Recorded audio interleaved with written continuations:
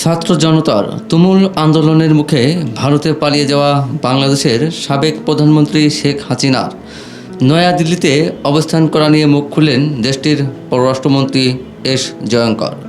শনিবার দেশটির সংবাদ মাধ্যম এনডিটিভির এডিটর ইন চিফের সঙ্গে এক অনুষ্ঠানে অংশ নিয়ে এই বিষয়ে জয়শঙ্কর বলেছেন, বাংলাদেশের সাবেক প্রধানমন্ত্রী শেখ হাসিনার ভারতে অবস্থানের বিষয়টি পুরোপুরি তার ব্যক্তিগত সিদ্ধান্ত এবং যেসব পরিস্থিতি তাকে ভারতে নিয়ে এসেছে সেগুলোই এখন তার সিদ্ধান্তকে প্রভাবিত করছে। গত বছরের আগস্টে বাংলাদেশের ছাত্র জনতার গণ অভ্যুত্থানের মধ্য দিয়ে শেখ হাসিনার 15 বছরের শাসনের অবসান ঘটে। ওই সময় ব্যাপক সহিংসতায় শত শত মানুষের প্রাণহানি ও হাজার হাজার মানুষ আহত হন।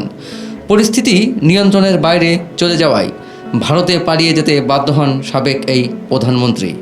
গত মাসে ঢাকার বিশেষ আন্তর্জাতিক অপরাধ আদালত শিক্ষার্থী জনতার আন্দোলনে সরকারি দমন পীড়নের অভিযোগে 78 বছর বয়সী শেখ হাসিনার বিরুদ্ধে মৃত্যুদণ্ডের সাজা ঘোষণা করেছে।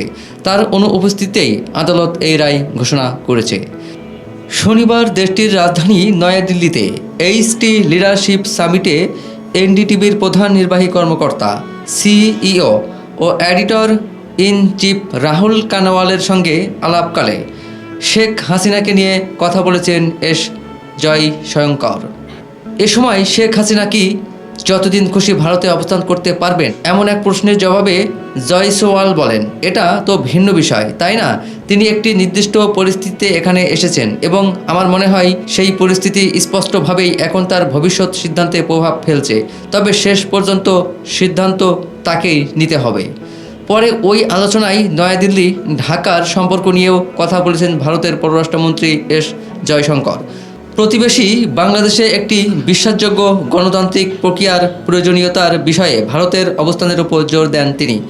বাংলাদেশের চলমান রাজনৈতিক পরিস্থিতির ইঙ্গিত করে তিনি বলেন, আমরা যা শুনেছি তা হলো বাংলাদেশে বিশেষ করে যারা এখন ক্ষমতায় তাদের আগের নির্বাচনগুলো কিভাবে হয়েছে সে বিষয়ে আপত্তি ছিল। এখন যদি সমস্যাটি নির্বাচন নিয়ে হয় তাহলে প্রথম কাজ হওয়া উচিত একটি সুষ্ঠু নির্বাচনের আয়োজন করা।